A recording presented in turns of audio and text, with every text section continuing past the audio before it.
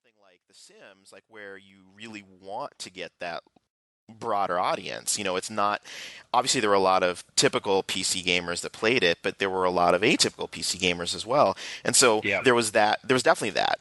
And who knows? Maybe there's still leftover residual affection for when we put Sims Online on the cover.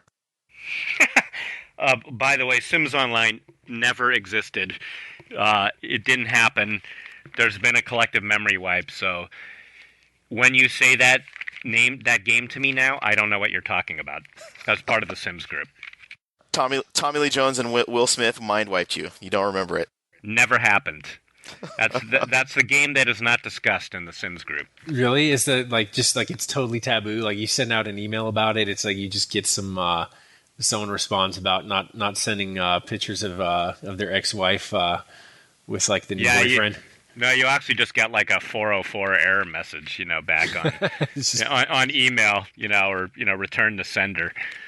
At one point, somebody like opened a drawer with like random tchotchke shit that they just wanted to get rid of, from the past 10 years, and there were a bunch of like Sims Online keychains, and it was just like the saddest thing. It was like visiting the dump. No one wanted this shit. So did you ever find, even though you didn't necessarily work on Sims 3, did you find yourself in a position where when the reviews started coming out, you'd go and look at them? I mean, not just for work, but then like in your attitude that you were being like defensive, that you had basically switched over at that point when you realized you're like, you motherfuckers, this is actually pretty good. This is a good feature. I would say it hasn't been a 180 shift that way, but certainly you get, if you're actually part of a team and you feel like you are part of a team, of course you start rooting for your team, right? I mean, It's not, it would be unnatural not to. So I would say, yeah, to some extent I was happy. I mean, I was certainly happy for them on the launch day. I mean, because I was there every day watching how fucking hard these people worked. And, like, make no mistake, they worked really hard. And this goes for many, if not most, game developers. They really sacrificed a lot.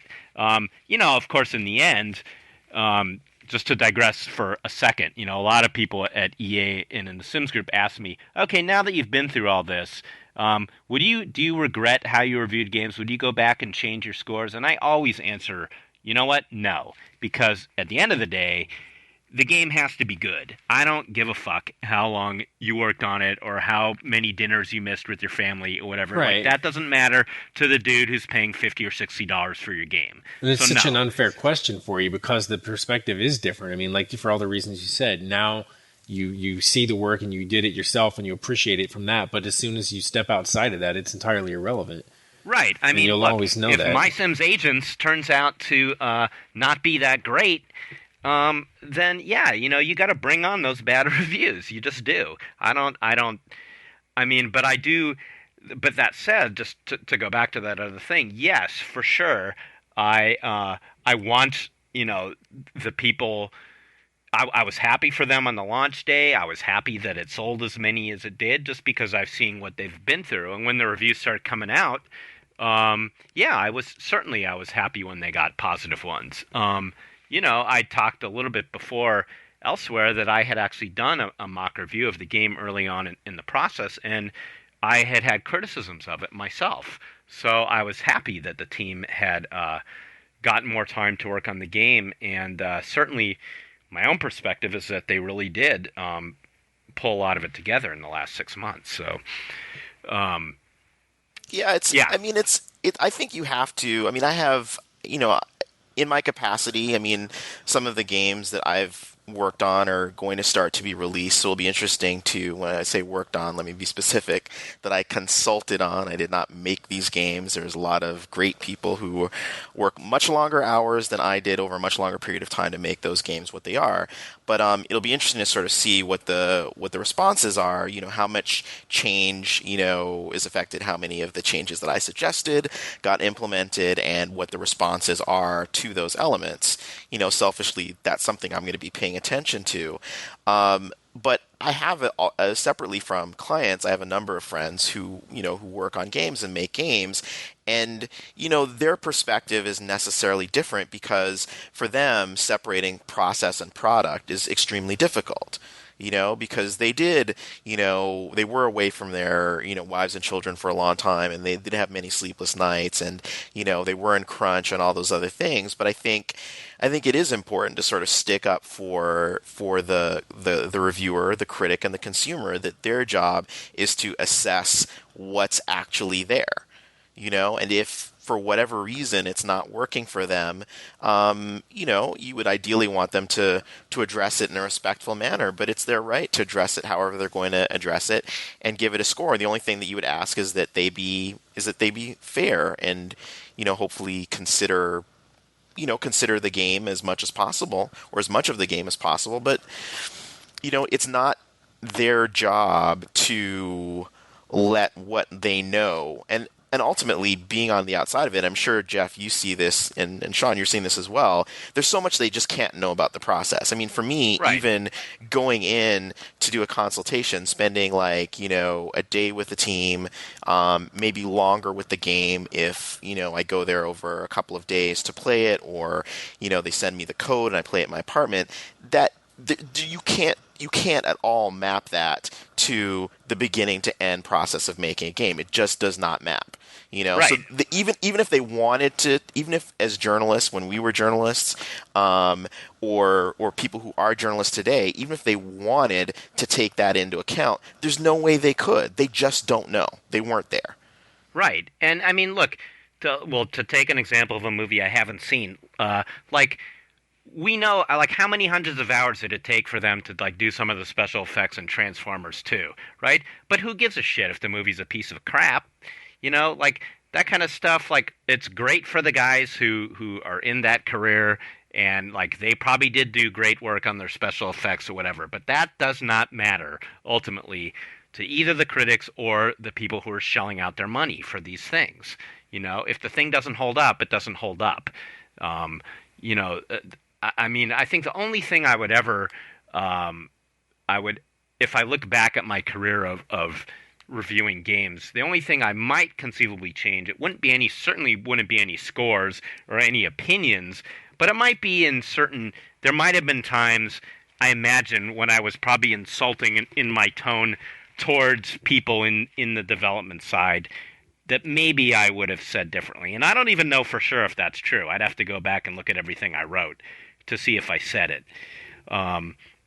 If I ever said anything like, the artist who made that thing should be shot, Right. that's the kind of thing I might not have said. Yeah, we're speculating in on that the VO work was a result of them rounding up three of the most reluctant programmers and forcing them into the sound studio. Yeah. The biggest thing I've learned, I think, people ask me this question, and maybe I've even answered it already on this podcast, is that every decision that we wondered how it got made when we were on the press side, or even on the fan side, the gamer side, or why didn't they do that, or why didn't they think of it? I now pretty much realize it was thought of. It was debated, and it probably might have even been in the game at one point. That's the part that can be frustrating when you talk to people in the press that don't necessarily know. I remember there's a time we were talking with Steven Totillo from Kotaku about BioShock, and it was funny. You're just, because it's kind of the role you play on this side. You sit there and you listen. But I know all of us were dude, if only you knew, people think, Exactly. you think when you're in the press, you think you know everything. And oftentimes you really haven't even, you just have the smallest inkling of actually how much was tested and implemented and scratched and redone, or how much was a really ugly decision about budget or whatever the case is. There's so many things, there's so many variables that come into play, and that doesn't again, never let this be confused for saying this is a justification for a score, or that people should factor it in on that. But just as a matter of fact, when insofar as it goes as assuming that the people were just idiots, or that they were myopic in some capacity, and things just didn't occur to them that are self-evident to everyone else. Exactly. There's always some fucked up excuse for it. Yeah. Yeah, I mean, you could criticize the choices that were made, but those choices, but they were choices is the thing. Yeah, The and you can't. people making the games are pretty smart people in general. And you So can't, yeah, and you can't go in retrospect and give this big, this big, really articulate explanation of why, in fact, you tried to do something the way the person's asking you why you didn't do it, and it turned out to introduce like a bajillion more problems and be just like worse than anything anyone ever imagined. right, But they're never going to right, believe that, like, oh well, you right. just didn't do it the way that I have in my mind. Right. And ultimately again it doesn't matter, right? I mean, if those choices turned out to be the wrong ones, well, then too fucking bad, right? Right. And you got to eat it. Exactly. But the fact is that but those choices are being made, and yeah, they're quite often just painful ones. I mean, they're like, yes, we could put that in the game, but then that would mean that this engineer's going to have to spend 4 days on it, and we really need that engineer to do this other thing. And if he doesn't Yeah. do that other thing, then well, the game's going to crash. Yeah, there's You five know, other so things that engineer could be doing at this time, and there's like everyone wants his valuable time, and he's already putting in insane hours, and then yeah. you could always say like, well, then why didn't you hire another one or something? And it's like, at the end of the day, yeah, it comes down to reasons that we said ultimately don't matter to the consumer or to Yep. the reviewer, but it's just Right, and don't I think assume that the people were idiots.